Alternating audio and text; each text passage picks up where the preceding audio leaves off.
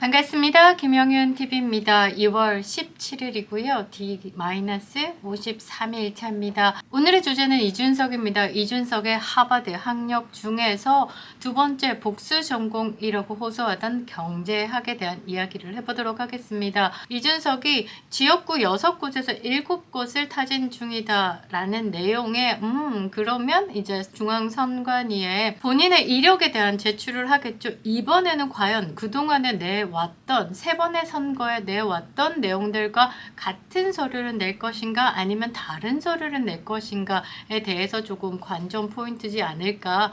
그리고 기존에 냈던 서류 또는 또 학력에 대해서 또 오버해서 낸다고 하면 고발 바로 들어갑니다. 오늘 분석할 자료는요, 이준석이 공개한 성적표에서 경제학에 대해서 뜯어보도록 하겠습니다. 하버드 청년파리로 등장했던 그때부터 지금까지 12년간 줄곧 하버드 천재 코스프레를 했죠. 복수 전공. 그러나 단 한 번도 10년 이상 우리나라에서 복수 전공 제도가 없는 하버드에 대해서 의심을 하지 않았다는 것, 누구 하나 문의하지 않았다는 게 되게 좀 놀라울 뿐인데요. 하버드 복수 전공자에 걸맞는 지식을 쏟아내는 경우는 없었기 때문에 이 부분에 대해서 조금 의심을 하고 하버드 학칙에 대해서 또 열어보게 되었습니다. 처음에는요, 복수 전공에 대해서 그 학력에 대한 의혹을 제기하니 싹 다 고소할 거야, 10억 내게 하자. 이준석 학력에 대해서 뭐 진다면 님들은 돈 벌고 뭐 서로 좋지 않냐는 식으로 비아냥거리면서 10억 내기를 해왔습니다. 그러다가 굴하지 않고 봉쇄수를 썼는데요. 굴하지 않고 그 다음 방송을 계속 이어가니 5월 23일 날 2023년 5월 23일에는 그동안 했던 건 난 복수 전공이 아니었어. 지금까지 복합 전공이라고 이야기를 했어 하면서 말을 바꿨습니다. 그래서 복합 전공에 대해서 또 파고드니까 joint concentration이라고 이야기를 하는데요. 하버드 학칙에 joint concentration 있으나 경제학은 joint concentration도 불어, 더블 메이저도 아니다라는 학칙이 그대로 있습니다. 300년 이상, 380년 가까이 되어 있죠. 이 300년 이상의 전통을 가진 하버드가 거짓말을 하는 것인지 40살도 안 된 이준석이 거짓말을 하는 것인지 그 부분에 대해서는 국민적 판단이 분명히 있을 것이라고 저는 보고 있습니다. 2024년 하버드 학칙 페이지 79쪽에 5항의 C조에 그렇게 나와 있죠. 하버드에서만 쓰는 용어인 joint concentration은요, 복합 전공도 아닙니다. 그냥 융합과정 정도, 보태기 공부 정도라고 생각하시면 됩니다. 뭐 경제학이다 그럼 회계 정도, 이 정도 같은 선상에서 서로 통합되는 과정 안에서 보태기 공부 정도로 생각해야지 과가 다른, 뭐 쉽게 얘기하면 법대인데 갑자기 의대를 공부해서 융합과정으로 뭔가를 나타내겠다는 아니라는 말이죠. 그리고 화면에 여러분들에게 띄워드릴 겁니다. 자, 지금 화면 보시면요, 빨간 줄 그어진 부분이 경제학 수업입니다. 1, 2학년 때 왼쪽 부분에는 1, 2학년이고요. 1, 2학년 때는 경제학 수업을 듣지 않았습니다. 3, 4학년 때 몰아서 들었던 이유, 그 이유에 대해서도 풀어드릴 건데요. 1학년 때 원래라면 이콘 10A 10B를 수강해야 합니다. 이게 1학년 때 필수 과목으로 다음 학기를 넘어갈 수 있는 부분인데 이 부분에 대해서 이준석은 3, 4학년 때 듣게 됩니다. 이 부분에 대해서는 이준석이 3학년 때 수강을 좀 하고 있죠. 경제학의 2학년이 되면요, 전공 필수 과목 4개에서 5개를 들어야 합니다. 근데 빨간 줄이 이준석은 2학년 때 빨간 줄이 하나도 없죠.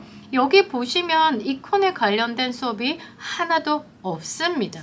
2학년 때 7개 과목 중에서 7개 과목을 들은 게 아니고요. 맨 위에 컴사 165는 수강 철회를 한 겁니다. 2학년 때 6개 과목을 들었고요. 6개 과목 중에 전공 필수 과목인 4개에서 5개 눈 씻고 찾아봐도 없습니다. 2학년 때 그 학칙에서 정해주는 필수 핸드북이라고 하죠. 그 과에서 핸드북에 필수 이콘 이콘 1123과 1126의 넘버의 수업을 꼭 들어야 됩니다. 2학년 때 가장 중요한 게요. 다른 과와 마찬가지로 2학년 때 전공 선언이 필수입니다. 이 1123과 1126의 수업을 들어야지만 전공을 선언할 수 있다는 거죠. 이준석은 1, 2학년 때 띵가 하나도 듣지 않았습니다. 보통 4학년 때 논문을 쓰기 때문에 3학년 때까지 필수 과목을 다 맞춰요. 무리하더라도 1, 2, 3학년 때 필수 과목을 다 몰아서 수업을 듣고 4학년 때는 논문에 이제 올인한다는 거죠. 왜냐하면 보통 하버드에서 학부를 끝낸 다음에 바로 대학원으로 수업을 진행하는 경우가 많기 때문에 3학년 때 무리하더라도 거의 몰아서 수업을 많이 한다. 그래서 이제 경제학 같은 경우는 전 세계의 리더들이 이 하버드 경제학과를 많이 나와서 이 경제학에 대한 프라이드가 굉장히 높아요. 그래서 경제학, 이코노믹은 복수 전공도 불어, 조인트도 불어, 다 불어요. 내가 제일 잘났어. 그래서 경제학을 수업을 듣는데 내 수업을 뭐 보태기로 듣겠어? 또는 내 수업을 듣고 다른 수업을 듣겠어? 라고 얘기하면 그 이상 아너스 클럽으로 가는 거예요. 먼저 천재들만 죽어라 하는 하루에 24시간을 72시간처럼 쓰는 학생들에게 그만큼의 능력이 되는 학생들에게 그 부분에 대해서 또 허가를 하지만 그 허가조차도 굉장히 어렵다는 것. 이준석하고는 전혀 상관이 없는 것. 성적표만 봐도. 1, 2학년 때 경제학에 대한 수업을 하나도 듣지 않았고 지정해주는 수업도 전혀 듣지 않았다는 것.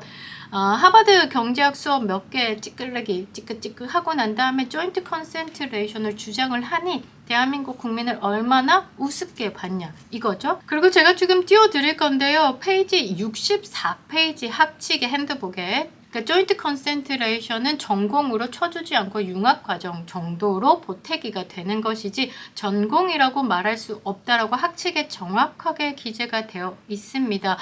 이 부분을 가지고 제가 볼 때는 왜 이렇게 무리하게 성적표를 열었을까를 생각해보면 정말 국민들이 이것조차 해석하지 못할 것이다. 또는 내가 윽박 지르면서 나 경제학 하버드 마저 10억 내게 하자 이런 식으로 하면 맞구나.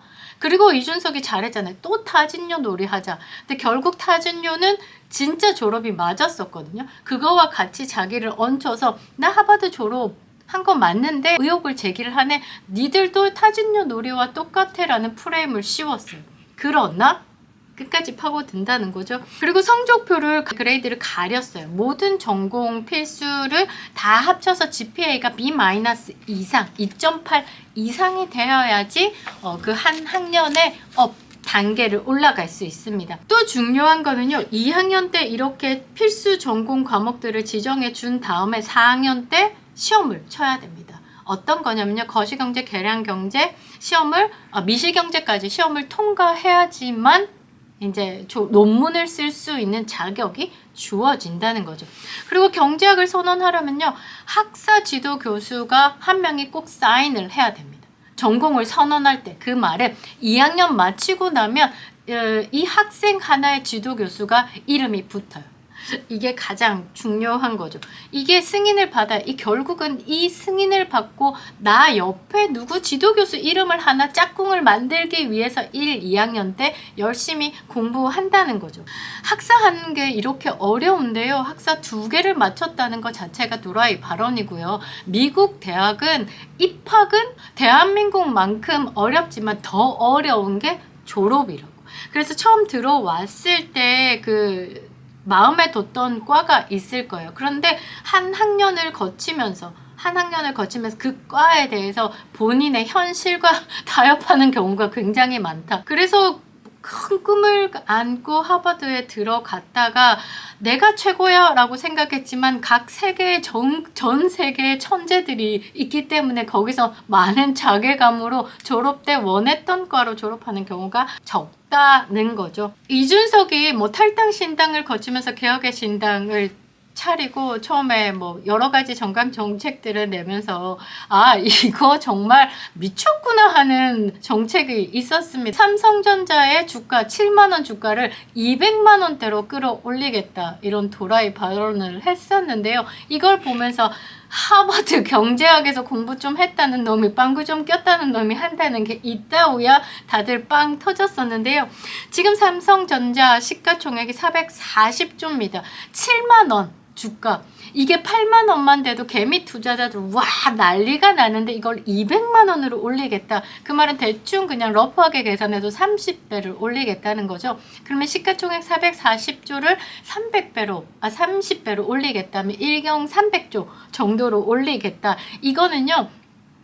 미국의 메이저, 그러니까 애플, 마이크로소프트, 구글, 그다음 페이스북, 아마존 다 사고도 남는 겁니다. 그 기본 베이스가 그냥 코스닥, 코스피조차도 모르고 아는 거라고는 코인들을 좀 알고 찌끄적 거린다라고 보는데 코인이 그렇지 않습니까? 뭐 업이 너무 업다운이 너무 심하잖아요. 이것 갖고 뭐 보는 거를 주식을 상황으로 봤다. 이 정도의 얄팍한 지식으로 삼성전자를 200만 원 시대를 만들겠다고 또라이 발언하고 있는 걸 보면서 아, 얘 진짜 경제 상식 없구나. 이거는 그냥 우리가 개미 투자자들이 아는 정도의 상식보다 더 가지지 못했구나. 저는 보이더라고요. 그래서 하버드 경제학을 12년 동안 숨겨왔다가 자기도 의도하지 않았지만 드러난 상황이 아닌가. 여러분들이 지금까지 영상을 보시면서 이제 파악하셨을 겁니다. 하버드 경제학은 순 개뻥이라는 거.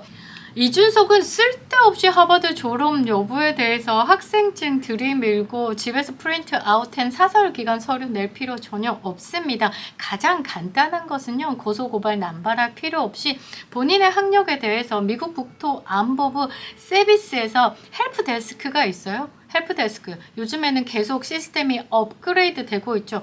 그래서 거기서 전화하면 됩니다. 변호사 입회하에 직접 본인이 전화해서 자기 코드 넘버, 그러니까 졸업한 코드 넘버를 대고요. 또는 그 하버드에 수업했던 메이저로 전공을 졸업했던 그 전공 넘버만 불러주면요. 그 학생에 대한 기록을 공개해 줍니다. 간단하죠?